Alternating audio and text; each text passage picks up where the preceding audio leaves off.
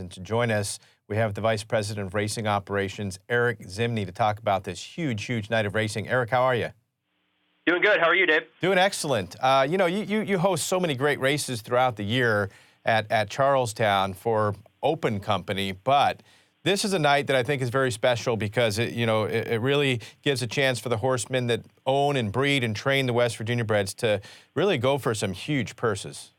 Absolutely, no question. We've got 9 stakes races on Saturday here for the Breeders' Classics, worth almost $1.1 million, with the biggest one being the West Virginia Breeders' Classic at $500,000, which I believe still stands as the most lucrative state-bred race in the country. So we've got a full field in there, as you can imagine, some horses that have run against each other a bunch of times and some names that people are familiar with.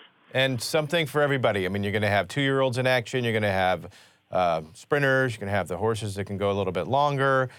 Fillies and mares will have their chance to go for some big money. But everybody is going to be wanting to see the showdown between the two greatest West Virginia breds. Unless you can throw a name at me that I might not remember from the past. I don't know anybody that has been better than Russell Road and Lucy's Bob Boy. The way that they've done what they have done over the last 4 to 5 years is amazing.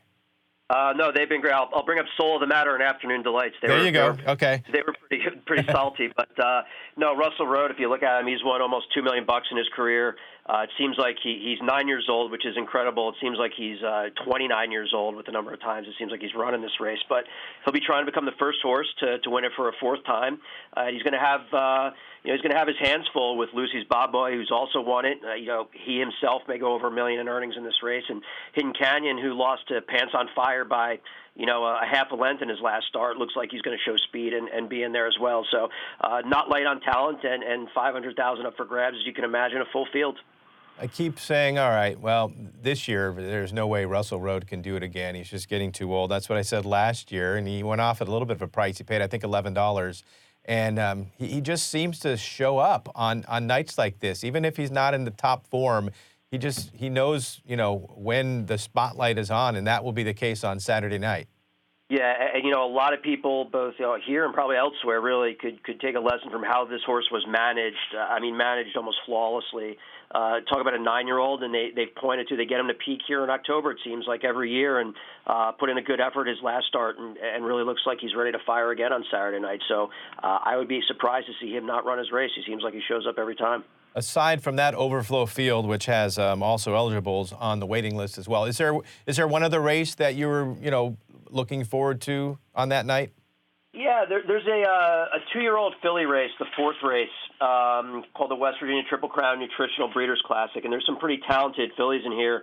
The 3-horse Stowshoe is actually a full sister to Taurus, who is a multiple graded stakes winner, grade 1 placed filly. RC's Daisy Duke, whose mare Rain Song has produced several stakes winners.